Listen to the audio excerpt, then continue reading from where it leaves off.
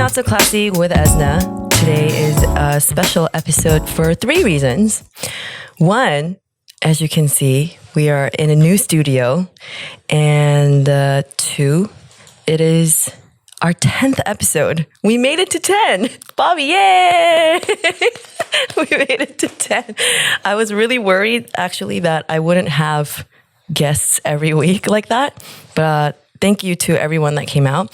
And the 3rd reason is today is actually my 6th-year anniversary debuting as a singer officially in Korea. Yay! That's why, if you watched any of my other episodes, I don't look nothing like I look like today. So I thought I would take today's episode to introduce myself to you guys as an artist and talk about how I became a singer, my life journey, and sing a bit of some of my songs for you guys, and then force you guys to go listen to it on Spotify. So yeah, where to begin? I guess from when I actually started doing music. I've been singing since I was 4. And dancing and acting since I was 4. I think as soon as I started speaking, my mom said that I sang. And anytime that a song would come out on the radio, as soon as it was done, she would find me humming it. So she knew that I had like a knack for music. And so middle school, I went to 32nd Street USC Magnet, which is a magnet for visual and performing arts. And actually, Shia LaBeouf went to that school. Yeah. So in middle school, I acted and danced more than I sang. At school, we would do these plays, and I was in Annie, the musical, and I was Pepper. I was the mean bitch. And that was a very interesting experience for me because I was the only Asian person out of a whole, like all white cast. And that was very interesting for me. So I grew up primarily with non-Koreans, which is where I get my personality from because my middle school was primarily Black and Mexican people. So that's where I kind of get my attitude from, I guess. And then in high school, I went to LA County High School for the Arts, which was on Cal State LA campus. So we didn't have our own campus. We were basically using the same facilities as all the other college students. And Laksa, if you think the movie Step Up, I lived that. So we had academics from 8 a.m. to 12 p.m. and then have lunch. 1 p.m. to 4 p.m. we had majors. So we would go to our respective major classes. So we had the dance department, visual arts department, theater department, and the music department, which broke off into classical and jazz. And that is where I sang jazz and heard jazz music for the first time. And if you listen to my music, I'm heavily influenced by jazz. So it all started in high school. You had to audition to get into the school. And the 2 songs that I sang, the 2 first jazz songs I ever sang in my life were Love and Orange Colored Sky. And I would listen to Natalie Cole sing that song. And Orange Colored Sky, I'll sing a little bit for you of Orange Colored Sky if I can remember the lyrics.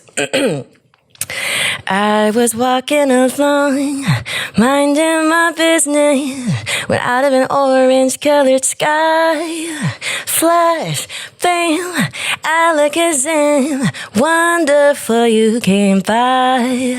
I was humming a tune, drinking in sunshine, when out of that orange-colored view, flash, bam, alakazam, I gotta look at you.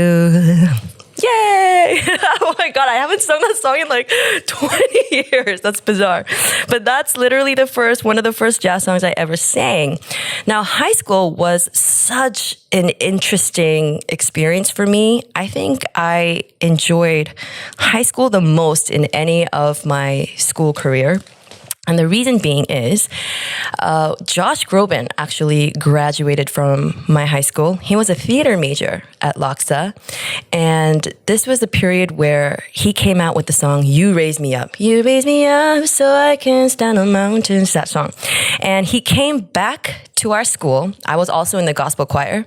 And he asked the gospel choir to be in his music video. And only a few of us got selected. And lucky for me, I got to be in the music video. And it was one of those first experiences where you're actually doing something professional but you're underage. So then, like everybody had to set up a trust fund. And so the parents can't touch the money. Like it was really cool. And we went to go shoot the music video. We met with Josh Groban. And if you search the music video, You Raise Me Up, you definitely see like 16-year-old eSNa like in dead center. And because of that song, we got to do some really cool things. Like he asked us to be on the Ellen DeGeneres show. And so if you look up You Raise Me Up, Ellen DeGeneres show with Josh Groban, you see little eSNa back there like super into the song. And we also did the Jay Leno Tonight show. We also did this like AOL bunker show, whatever. And the coolest thing was, because normally the recording was done with like a full-on black gospel choir, but then, we have these like young high school students actually doing the shows. The voicing didn't match much. So they asked us to come and re-record part of that. We went to David Foster's house in Malibu. And imagine like all these 16-year-olds, like aspiring singers, and like, we're all so like ambitious, and we're just sitting there like looking at David Foster like, yo, you're sitting right in front of us, like literally just where you're sitting, like he was sitting there. And then he'd be like, yeah, like Whitney Houston stood there singing for me. And I was like, like what is going on right now? So we did that. And one of the last things that we did with Josh Groban was perform at some house, like celebrity house Christmas party. And the craziest thing was, remember I said the first jazz songs that I ever sung listening to was Natalie Cole. She literally was standing right here next to me, and like we brushed shoulders, and I was like, wait a minute, this is too cool. And even the crazier thing is Stevie Wonder was playing piano like an arm's length away from me. That was bizarre. That was one of the craziest things I've ever done in my life in terms of the American music industry, right? But that's my high school career. And then I was scouted to come to Korea when I was 16 years old, and I was a sophomore in college. No, I was 14. I was 14, and I was a sophomore in high school, and my mom had taken me to some audition, and they had scouted me and was like, come to Korea so we can start training. And I was like, I still need to graduate high school.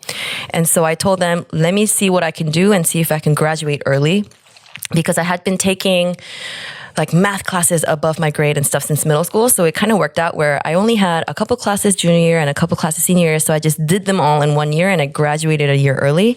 But within that time, I felt like I didn't want to move completely to another country, even though it's our motherland. I didn't want to throw all that away. And there was a part of me, I'm very old school in the sense that I really want to do things for our parents in this way, where I said, I need to graduate college for my parents. And so I turned that down, and I had very little time to prepare to apply to college. And I was like, fuck, what do I do? Like no one was helping me with the application process because I was just super late. And so I just quickly applied to UCLA. And I had no idea that the jazz department was not in the music department. It was in the ethnomusicology department, which still is so weird. Ethnomusicology is the study of world music. And so without knowing that, I applied for music, which automatically would make me sign up for the classical side. And they were like, prepare 2 classical songs. And I was like, well, I can't. Classical music is so hard. Like it is such a technical way of singing that I don't know what I'm doing. But I did it, and I didn't get in. And I was like, fuck, what am I going to do? Like, I need to go to college. What am I going to do? And I was like, just kind of in this funk. And one of my friends who was also in the jazz ensemble with me at Laksa, she was like, oh, Esther, because I was not eSNa then. She was like, oh, Esther, you just need to go and reapply. I think you still have time to re-audition for the jazz department in the ethnomusicology department. I was like, okay, thank you so much. And she was like, I'm auditioning this day. Let's match our times together and go audition for UCLA at the same time. So she drove me. We both went, auditioned. And, oh my God, am I going to cry again on my show?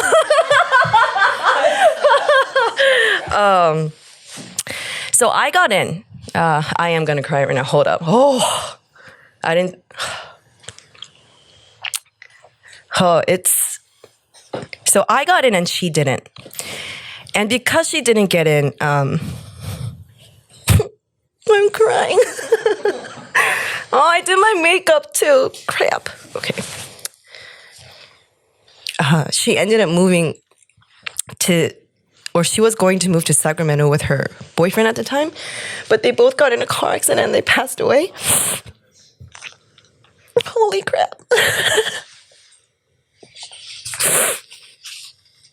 And for a long time, I felt really guilty because she was the one that helped me find the right way to get into the school. And if it really wasn't for her, I don't think I would have gotten into UCLA. So if you're watching, Dara, thank you.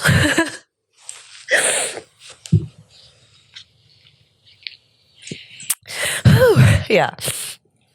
I think that was one of the first times that I ever experienced like a friend passing away. Oh, and that was hard. And her parents had asked the gospel choir to sing for her funeral. And I just remember I couldn't sing at all because I was like this the whole time. I was crying the whole time. Yeah. Anyway, so I got into UCLA. Oh, Lord. I think I need that drink now. Can we just bust out? I'm gonna go into my not so classy bar. Can I get the Lagavulin that John Park brought? I need some good whiskey right now, y'all. Whew. Just in the back. Yes, that one. Oh man. I think I'm crying harder than I was when Liv came. Oh my God. This is. God damn it.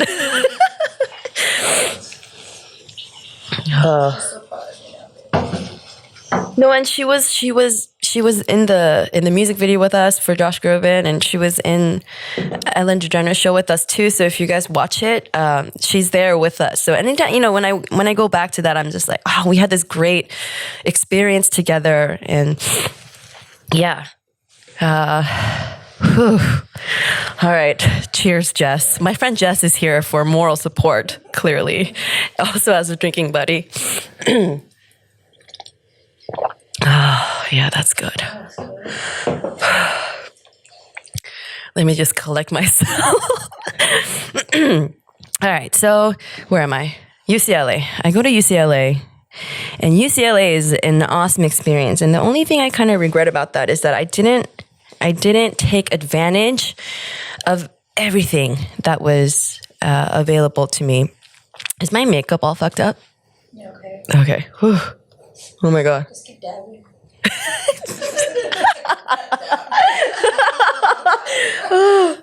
Oh, I must look so. I'm probably so ugly when I cry. No, don't touch that part because that's your glitter. Okay. I feel like it's going in my. Okay. Digressing. Okay. We're back. Okay. Yeah, this is why I don't wear makeup because I can't hold it together. All right. So I go to college, and this is where my first experiences of starting to write music begin to happen. I didn't know that writing music was a thing, and I thought all singers just wrote music, which is not the case for those of you guys who don't know. Not all singers are songwriters, and not all singers write their own music. That's why there are singer-songwriters and songwriters who write for other artists. But in college, I danced a lot more than I sang, to the point where my mom was like, why are you going to school for music why are you dancing? I was like, I don't know, but it's going to come handy to me later, who knows? And so I was on a dance team called NSU Modern, which I believe still exists at UCLA, and it was a collegiate competitive dance team. And you think about all those people that are super famous now, like Kaba Modern, Mike Song, or Sean Evaristo, or Twitch. Like all those people, Kyle Hanagami. Like we all started at we were all at the same dance competitions, and it just is amazing to see where I am as an artist and then where they are as choreographers. These like world-renowned choreographers, like Twitch being like on Ellen DeGeneres show and all that. Like, it's crazy to see how far everyone has come. So UCLA was also the place where I met my first love.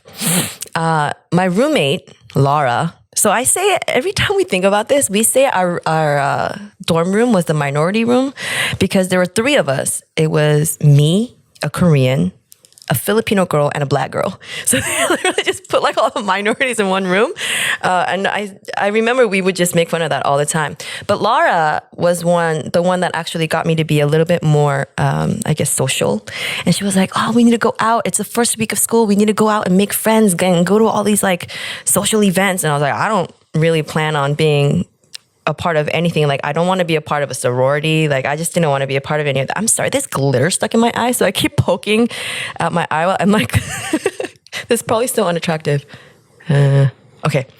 And because she wanted to be a little sis for a frat, I didn't even know that was a thing.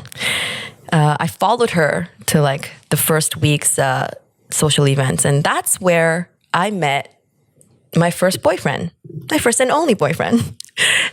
Because his best friend wanted to join that frat. And he was like, dude, you're my best friend. Let's just do it together. And so he got dragged to the events and I got dragged to the events. And we both, ended up going to all these events. And that's where we first met. And I think that's where like my thing for halfies began. Because I like till this day, I'm only really attracted to hapas, which are half Asian and half something else.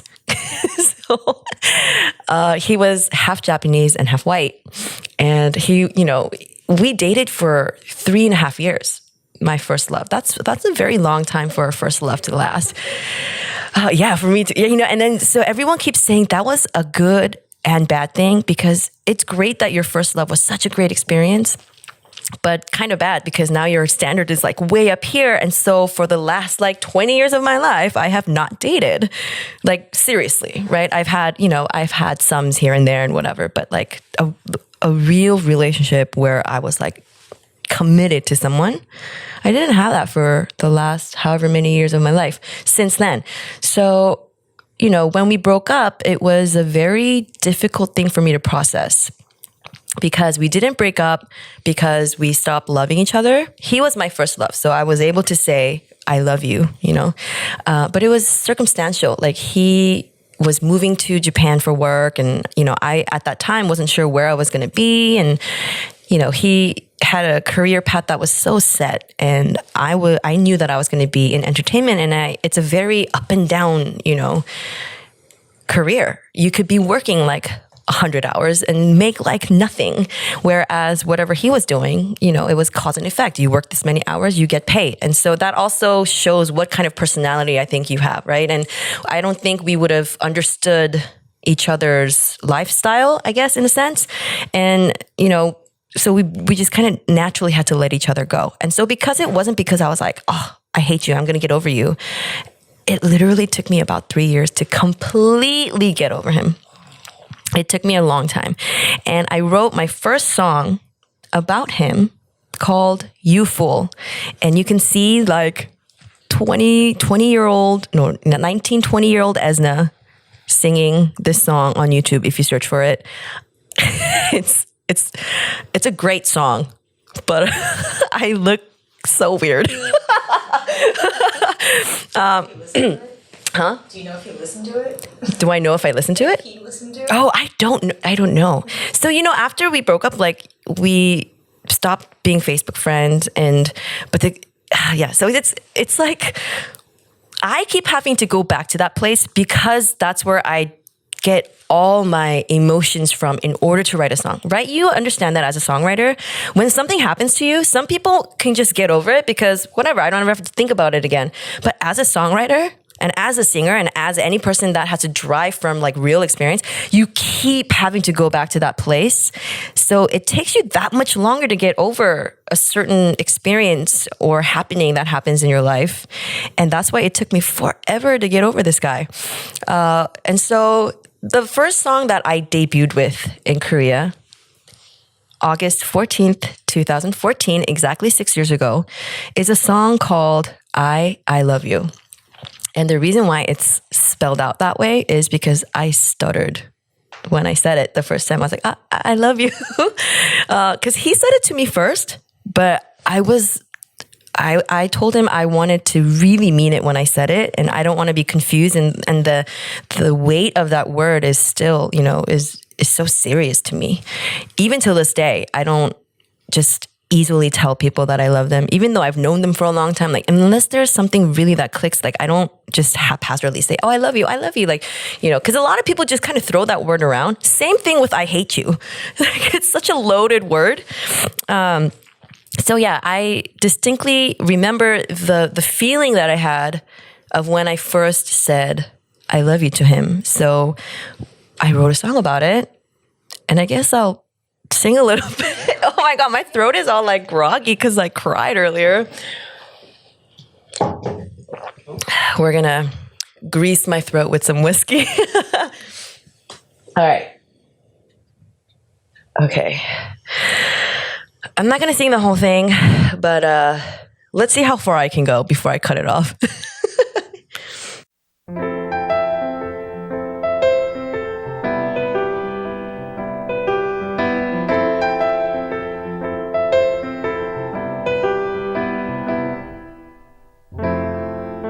Yes, you can come in. I've opened my heart to you, breaking me every way that you can. You're just so dangerously fun. I can't help but give into you. You give me more than I could ever ask for. No one could ever love me like the way that you do.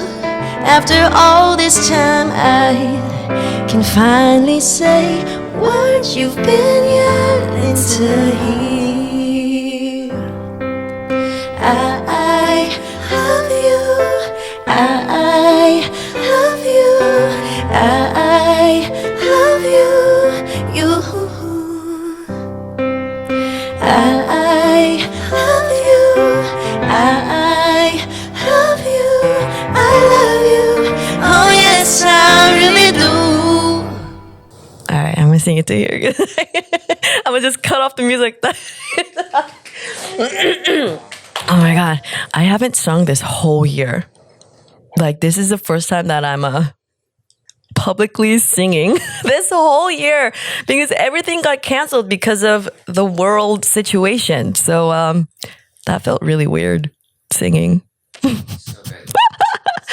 Oh man, that was weird. Okay. So yeah, that is about the first time that you ever tell someone I love you, and the feeling and all the emotions that kind of envelop that moment. And yeah. I haven't sung that song in so long. My God. Okay. Moving along, I guess I'll just go on to another song that I wrote about him. It sucked for a while because the only love experience that I would have to write about is literally about him, And the thing about being a singer or a songwriter is you don't really get permission from the other person to see if you could write about this, because ultimately it is my experience. But at the same time, it's like you're kind of talking about them too. But yeah, if you're out there listening somewhere, thank you. Amazing content. Yeah, and basically this next song that I'll briefly sing for you is a song called Me Today. And it is the title song off of my first mini album that I had released. I believe it was in 2016. I can't remember. But it's basically a song thanking him. Because if it wasn't for him, if it wasn't for the love that we were able to experience together, I wouldn't have been able to be the person that I am as a singer or a songwriter. Because without those experiences, I wouldn't be where I am today. And so it's a song basically thanking him. And every time I released an album, I made sure to write songs in Korean and in English so that I could be able to reach, a wider audience And just in case he listens, he can understand, what I'm talking about. So I'll sing a little bit of me today.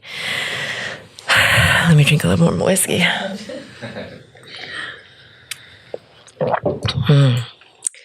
All right. Oh, man.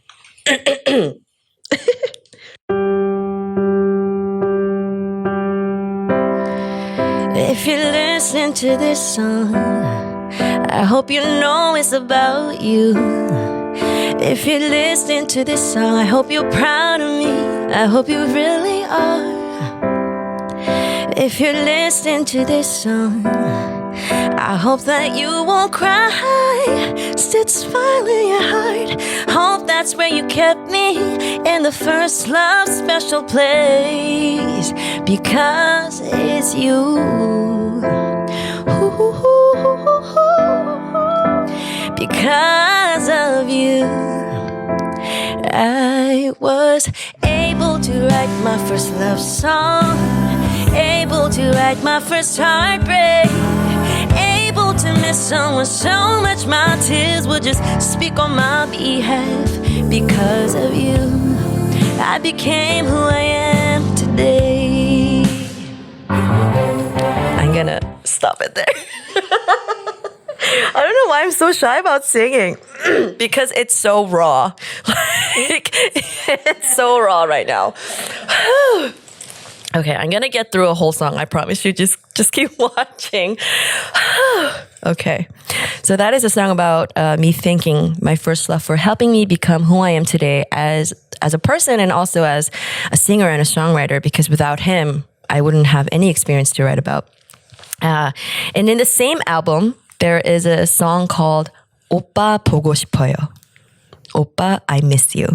And that song is in Korean, but it's a very detailed song about how I would just randomly miss him. Not because I want to be with him or anything, but I just would randomly miss him and wonder how he's doing. And that experience was, I was on Facebook. And because even though him and I are not friends, we still have a lot of mutual friends. And at that time, I was still friends with his best friend who ended up being his best man. And so, once you just fall into that rabbit hole of just randomly scrolling, you just you go to this person's profile and that person's profile. And so I landed on the friend's profile, and his cover photo was of him as a groom and all his groomsmen. And I was like, oh, he got married. That was a very weird feeling that I had. And the crazier thing is that my third year here in Korea, I've been here for 11 years. The first 3 years of me living in Korea were horrendous. I hated being here. I had moved here on a gut feeling just to pursue my career as a singer, which was bizarre because when I was in high school, I was like, I never want to be in the Korean music industry. But look where life led me. So it was horrible. I didn't have a place to live. I didn't have a job. I didn't know a single person in the entertainment industry here. I was moving from friend's place to friend's place every 2 months or so. I did not unpack my bags for a whole year. I was literally just using things out of my suitcase because I had nowhere to unpack my things. And by the third year, I had been struggling, doing all my stuff. And then I was like, dude, what am I doing here? I think I should just go back and just start all over, go back, maybe do my YouTube thing again. Because I started off on YouTube in 2009. I was one of the first group of people that did music on YouTube, and I was doing really well. And then I just randomly left it all behind and moved to Korea. So everybody called me crazy. So 3 years in, I'm like, yo, I gotta go. And so I pulled out of my place, went back to living with my friend for a couple weeks. And I was like, I think I gotta go. And that friend was like, you're crazy. You still have so much to do here. It really takes only that one person to really believe in you to keep you going. And she was like, let's meet with my producer one last time before you decide to pack up and go back to America, which I was already basically packed. I just had to buy a ticket and leave. And so she was like, let's just meet with him. And I was like, okay. So we met. His name is Kim Donghun, Donghun Kim, who is basically one of the top producers still in Korea. And I met with him and I was like, this time, because I met with him a year before. 근데 인연이 아니었어. Like it wasn't the right timing then. It wasn't destiny then. So I met with him again. And if last year I had shown him just some of my music where I was like, oh, I can let him listen to just stuff like this because I was trying to protect like the best work for myself. This time I met him and I was like, yo, just listen to everything that I have, like phone, voice note recordings, half-assed recorded shit. Just listen to it all. Like this is my last time that I'm going to try becoming a singer here. And he listened to them and he was like, he listened to one of the songs that has not been released till this day yet because I'm still waiting for the right timing, which I wrote 10 years ago. He was like, can I have this song for this girl group that I'm producing? They're going to debut pretty soon. We just need to find the right song. And I was like, nah, I want to sing this song. This is for me. And I'm going to save this song. Like, you can have any other songs that you want.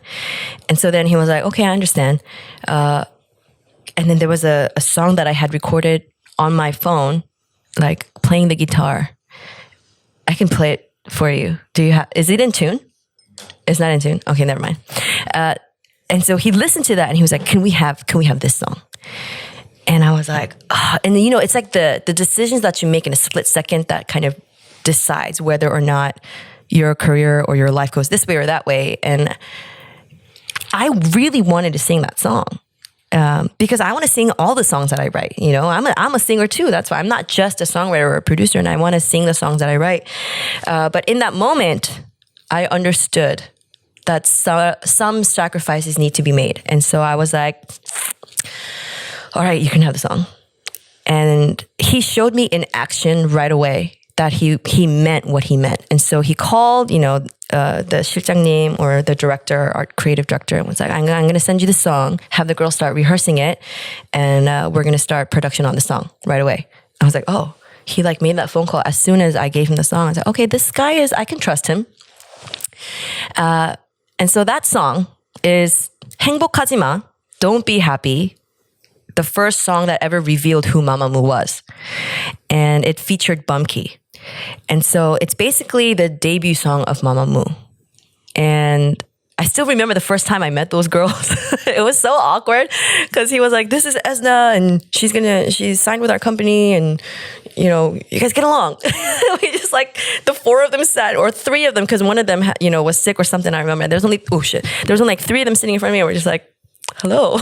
You know, like, so that awkward meeting and the song happened right away, and only Hyun and Sola sang those songs. And at the end of the clip, they introduced Moonbyul and Hwasa at the end a little bit with like a different teaser. But yeah, so that's basically how my career officially, I guess, started in Korea, by meeting Kim Donghun, producer, and then, you know, Mamamoo before they even debuted. And yeah, the rest is, you know, searchable. And yeah, so that's how I ended up debuting as an artist with I Love You in 2014, and then continued to release a few more singles and my first mini album after that. And there's a song called A Little Lovin', which I will sing for you a little bit. It's a song that a lot of people cover. Yeah, and you have to understand, as a singer, when you find other people covering your songs, it's such an honor, right? Like, it's, oh wow, like they like that song so much that they wanna like sing it and post it up on YouTube and stuff. And so that's anytime someone posts a cover and like I get tagged in it and I watch it, I'm like, oh, that's so sweet of you guys. But yeah, this is the most covered song of any of the songs that I have released. So I'll sing a little bit for you guys right now. There's also an English and Korean version of this song too, but I'm gonna sing it in Korean for you guys.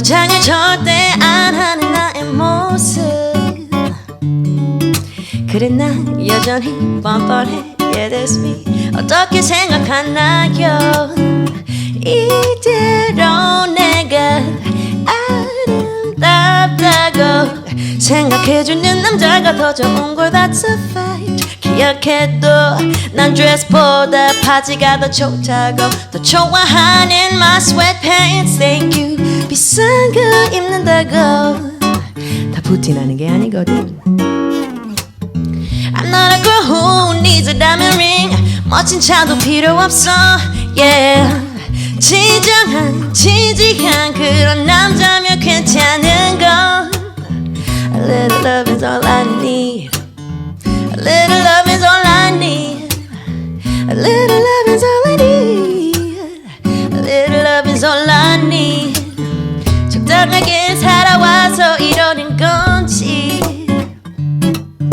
날 보는 시선이 달라도 I don't care 내가 다른 걸 어쩌나 Why oh why 항상 참견할까 난 복잡하고 어려운 것 같아도 아니야 단순하다고 이해해줘 난 드레스보다 바지가 더 좋다고 더 좋아하는 my sweatpants Thank you 비싼 거 입는다고 다 부티나는 게 아니거든 I'm not a girl who needs a diamond ring 멋진 차도 필요 없어 Yeah 진정한 진지한 그런 남자면 괜찮은 걸 A little love is all I need A little love is all I need A little love is all I need A little love is all I need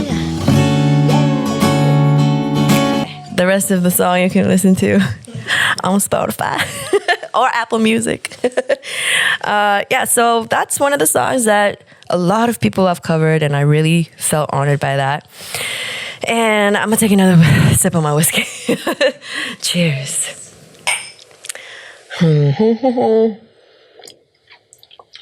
Did I inadvertently just sing the wedding march? Oh, was I like foreshadowing some life events? I don't know. All right, that's a little inside joke that Justin and I have going on. All right, where am I? What was I saying? I was talking about how I debuted and I released all this music, right? All right. Among those, one of the most loved songs is a song that I actually collaborated with Mamamoo called Aub.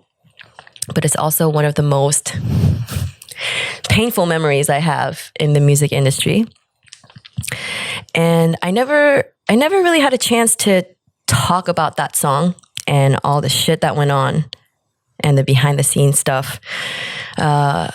But I guess I'll talk about it a little bit now. So basically, I wrote this song because an A&R had given me a track and was like, this song is for Ihai. This track is for Ihai, or we're trying to pitch it.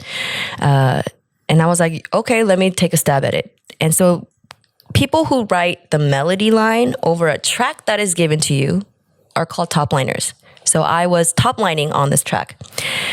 So I wrote it, and the track was, it was something that I would want to sing, you know, and I was grooving, and I wrote this sick-ass melody, like amazing lyrics, and I was like, fuck, I can't believe I wrote a song like that. And then, you know, I was signed to the company, so I had to get permission, and I showed it to my producer, and I was like, this is what I wrote. And they're like, don't give this song to anyone.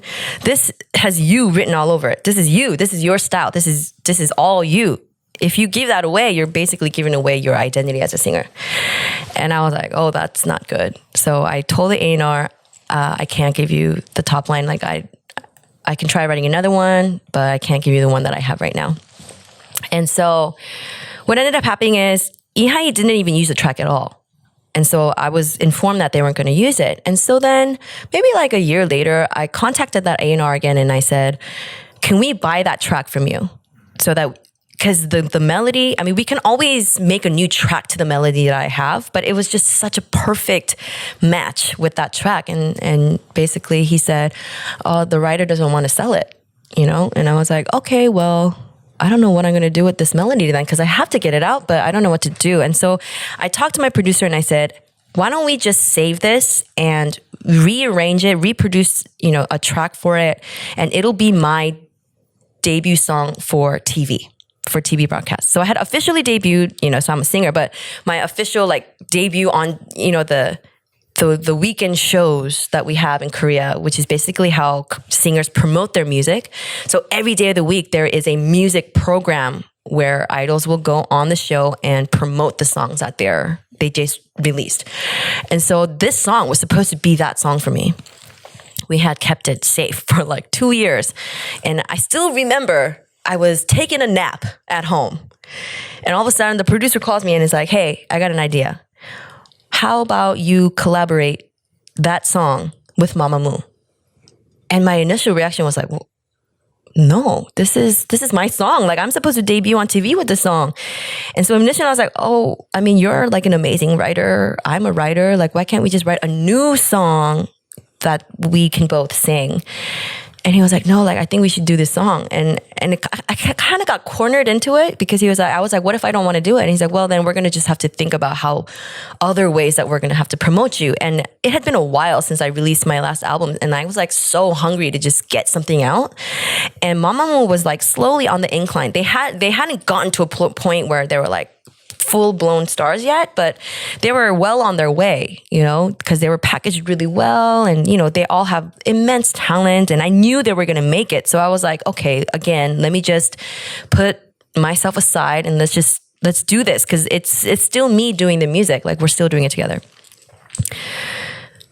But man, that whole process was so stressful because the song I'm supposed to sing by myself, now I had to divvy the part for all 5 of us, and, they're strong characters too. They got personalities. And so they would want to be I want to sing this part and I want to sing that part. And it would every time, it would just tear me apart. Because I was supposed to sing the song, but in the end, it got done. And the torture of it all was also, I had to make them sound good because I directed them in the studio from beginning to end. Did all the background vocals for it and all that. And so it was very stressful for me. And now we're getting ready to be on TV and these girls are very skinny, typical idol looking girls. And here I am, this thick girl, and 비교가 돼. We get compared, the way that they wanted to package us was I'm this musician. And so he had me in a white suit and they had these funky outfits. And so I don't care how old you are, you in a suit, you're going to look older. You know what I mean? And so visually I looked older than them. And the craziest thing was I was told that I had to hit a certain number if I wanted to go on TV and promote that song. And this was a few days before we started on Thursday, which is M Countdown. And so I was this goes against everything that I stand for, but if this is what I need to do, I need to hit the number to promote my own song, then I got to do it. And so I remember not eating for a few days, and then the day before I had to weigh in, didn't drink water, and I took a laxative the day before so that I just shat everything out.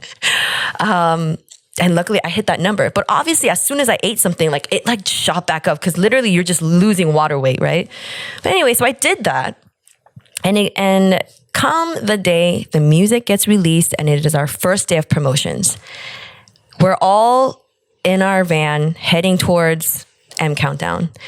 And the song gets released and I check. Everyone checks. We check. And my name's not on there. It just says Mamamoo on there.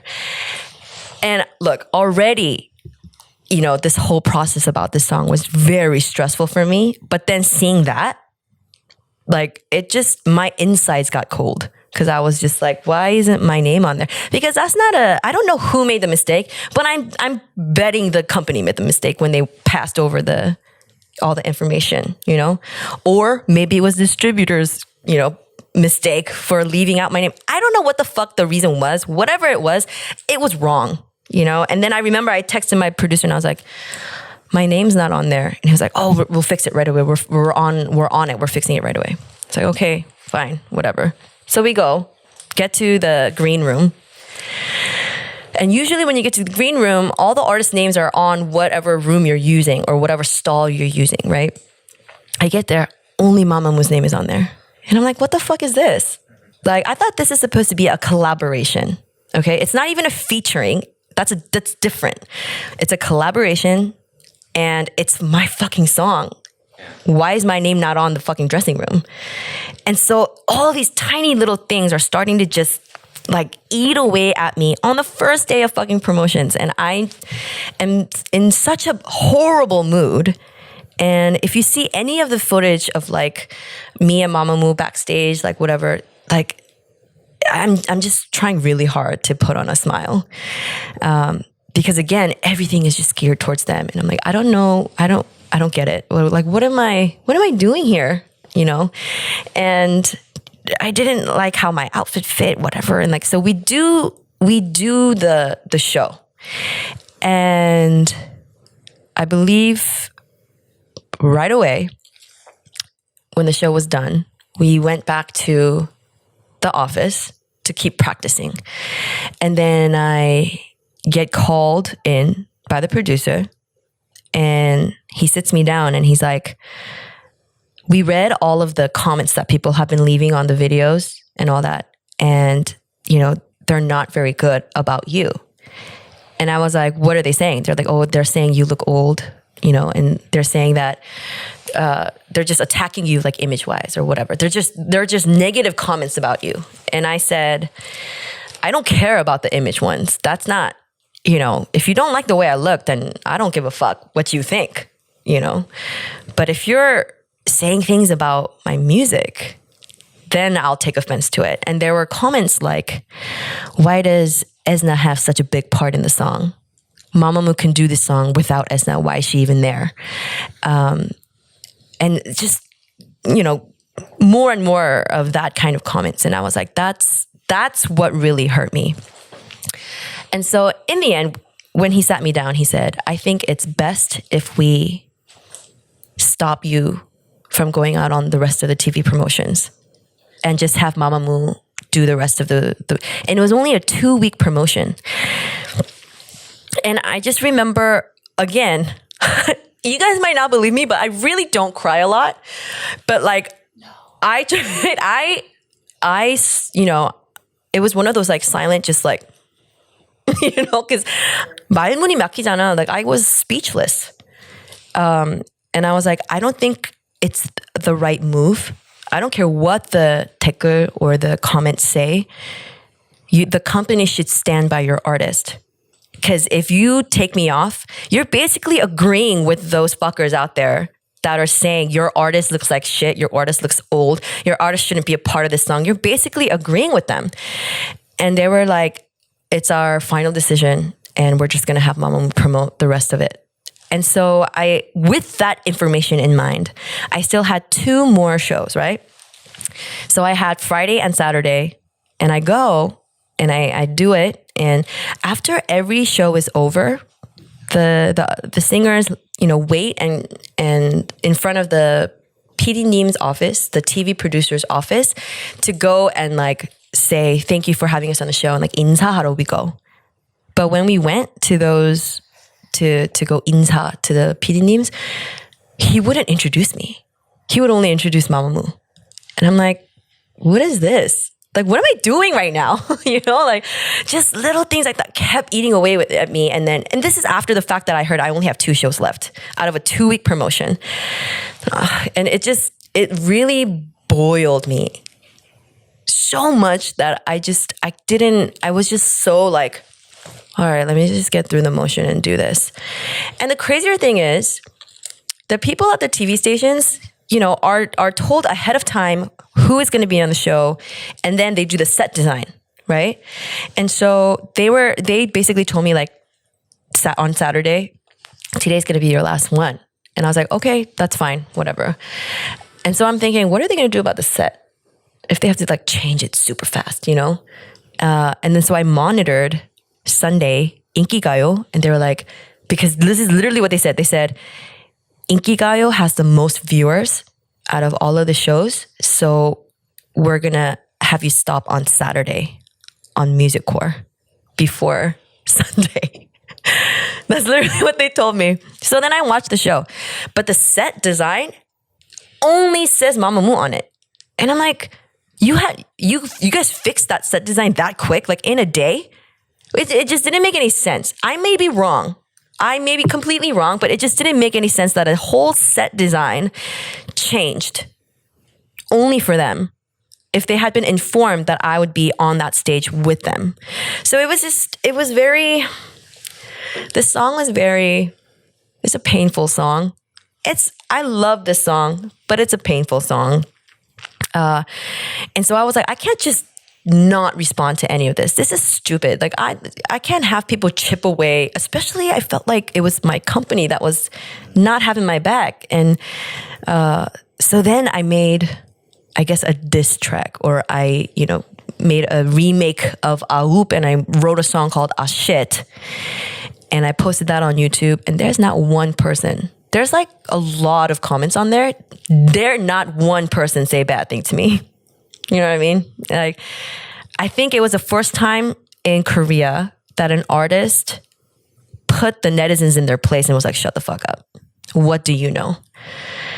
And this is the first time that I'm going really in depth with this song. I feel like a lot of people are going to have a lot of things to say. So I'm a little worried about it, but it's the truth. What can you do? And now a lot of people will know the truth about this song. And so then when I made my mini album, the song with Me Today as a title, I told my producer, I was like, I need to do a solo version of this song by myself on my album. I need it.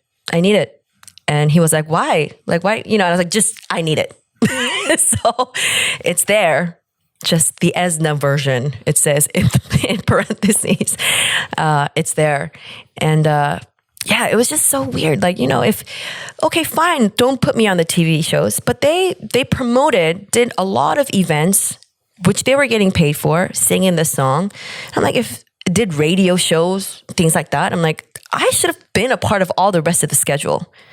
If not the TV stuff, because you think I'm, ruining. Because honestly, I think they were more worried about Mamamoo's image being hurt than me, which is why they took me. Like, till this day, that's kind of what I believe.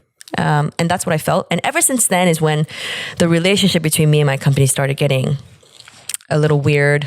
And I didn't feel as at home with that company. And, which is why I actually ended my contract early and left before it was over. But we both agreed, they were like, oh, I think we should let you go. And I was like, yeah, I think I should leave. Like I don't think anyone has ever also left their company and their contract as easily as I did. So yeah, that was a very difficult time for me. But jumping back about a year before that is when I had the highest moment as a songwriter in Korea. And that was when I wrote a song called Some with Soyu and Jeonggi-go. And it made history in Korea for staying number 1 on the charts for 5 weeks straight. Everyone that was involved with the song were like, because people were like, oh, they're messing with the charts, and like they're buying their own albums and stuff. And we're like, we're really not. Like, we're so dumbfounded because at the time, nobody knew who the fuck Jeonggi-go was. He was still an underground artist. And Soyu was, in Sistar, but Soyu wasn't actually like the most, she had done other tracks, but they weren't like crazy blowout artists yet. And so when we were working on the song, we weren't expecting that song to blow up the way it did, let alone, be like making history in Korea. And so I was really dumbfounded when that song did so well. It was the second song, the third song that I ever wrote in Korea that hit number 1 on the charts. The first song was a song called Special Love by Huisong and Komi. And that was a crazy honor because when anyone ever asked me, who do you think is like a singer that you would look up to in Korea, I would always say Komi. And then I get to fucking write a song for her. And I didn't meet her as 선배 and 후배, which is a senior and like junior in the music industry. I met her as a singer and a songwriter. So that dynamic was also very different. And so that was the first song that ever hit number 1 on the charts. And I just keep remembering going back on the music sites thinking, oh my God, like, is it really number 1? And then checking to see if my name was on the credit. Like, oh my God, is this really happening? Like just rechecking and rechecking. And then the second song that hit number 1 was 견딜만해 Without You by Mad Clown featuring Hyorin of Sistar. And I remember them saying like, oh, we really want like a Rihanna-esque top line for this, and we think you'd be a good person to write it. And so I wrote that, and then I wrote the lyrics in English first as for the demo, and then so Mad Clown and I actually were supposed to promote the song on TV together, but there was a really bad incident that happened in Korea where everything halted. Like the music programs, any kind of TV, any kind of entertainment stuff, everything halted because it was such a tragic event that happened in Korea. And so we couldn't promote that. But that hit number 1. So that was the second song. And then the third song is Some, 소유한 정이고. And that made history. And that helped me pay off my debt. So yeah, cheers to that. Yeah, so that song is I'm very thankful to that song. And then I actually released it in English, reproduced it, made it a more ballad R&B feel.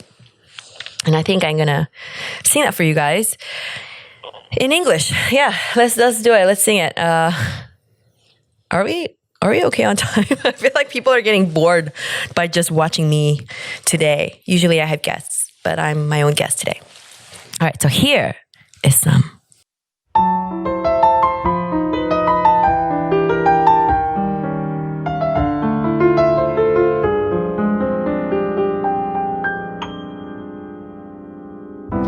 There are some times I get tired of listening to you. Don't mean that I don't enjoy spending time with you. Maybe I'm the one who's being weird. I've been thinking about this for a while. I can be all alone watching reruns at home, but I seem to be waiting for you, just for you. Can't sleep, 'cause I'm thinking of your face, waiting for the phone to ring just once tonight. Don't say we're just friends and try to hold my hand and kiss me like I'm yours. It ain't nothing, but it could be something if we tried. I forgot the lyrics. Hold on, I'm gonna keep going.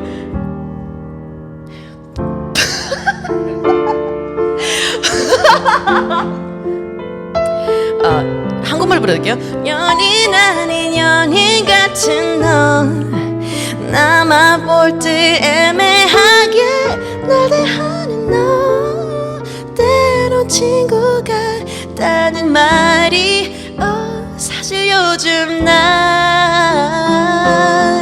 듣기 싫어졌어.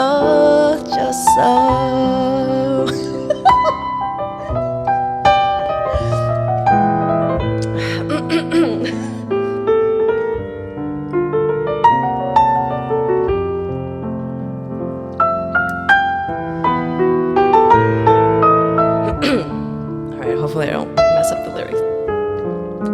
Don't say we're just friends and try to hold my hand and kiss me like I'm yours. It ain't nothing, but it could be something if we try. Oh,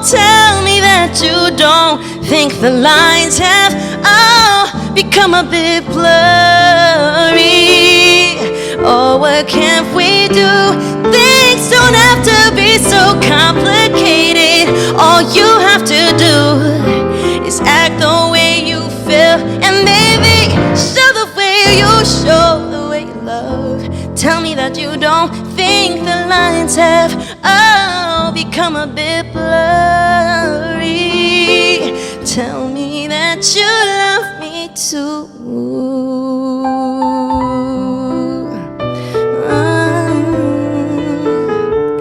Oh, tell me that you love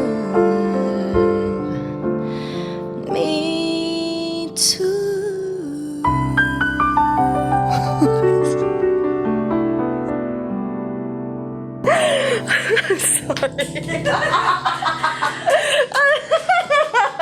Oh my god, I can't believe I forgot the lyrics.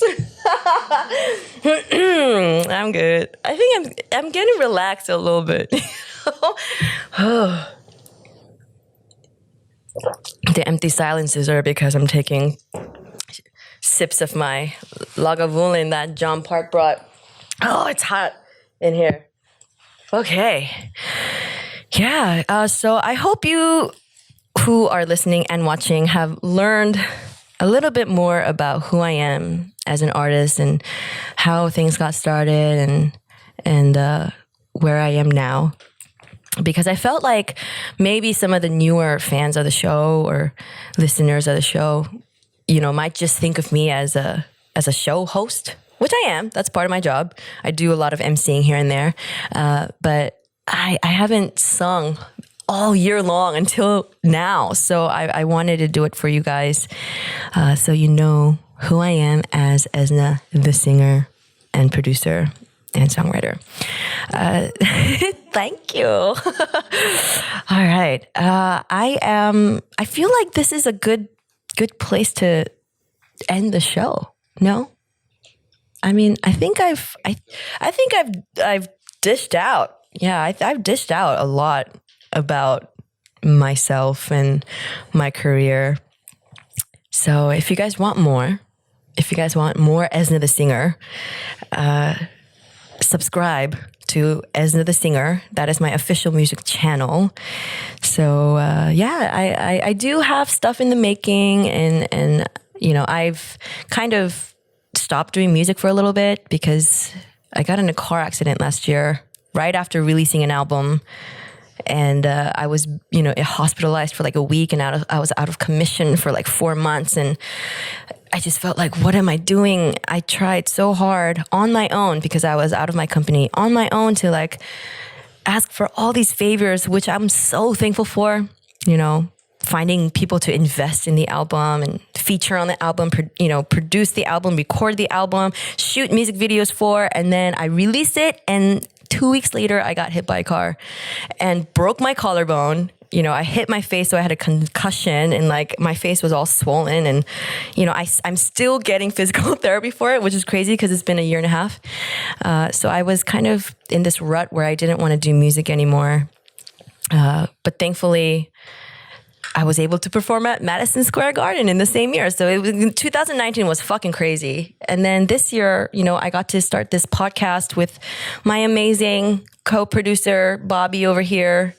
Show your face for everybody. This big phony over here, look. This big phony. Hi! So I'm constantly reminded of like this crazy support system that I have, that I am so lucky to have.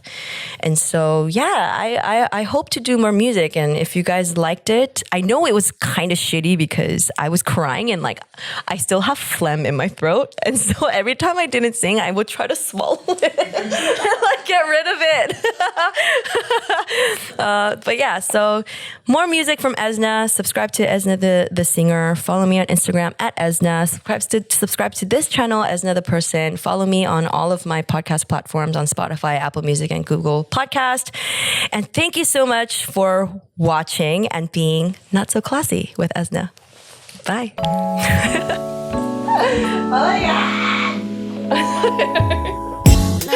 있지만 똑같은 기분 똑같은 친구 만나 똑같은 things 해 요즘 술도 땡기지도 않아